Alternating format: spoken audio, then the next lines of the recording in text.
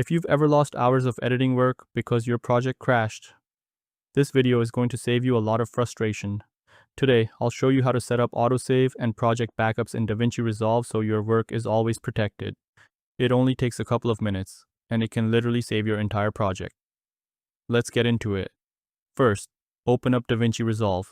Once you're inside, look to the top left corner and click on DaVinci Resolve. Then go down to Preferences.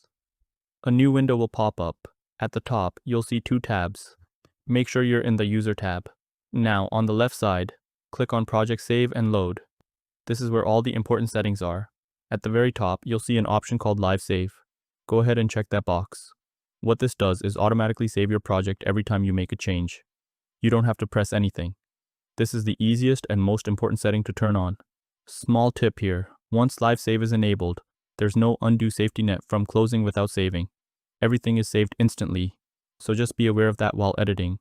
Right below Live Save, you'll see Project Backups. Check that box as well. Now you'll notice a few timing options appear. You can control how often backups are created. A solid setup for most beginners is backup every 10 minutes, keep backups for 1 day, keep hourly backups for 1 week. This gives you multiple restore points without cluttering your system. Now look for the backup location path. By default, Resolve saves backups to your system drive. That works, but it's not ideal. Click Browse and choose a folder on a different drive if you can. This is important. If your main drive fails, your backups won't disappear with it. A simple folder named Resolve Backups on an external or secondary drive works perfectly. Once everything is set, click Save in the bottom right corner. That's it. Your projects are now automatically saving and backing up in the background. Quick tip to restore backups. If something goes wrong, you can restore a backup easily.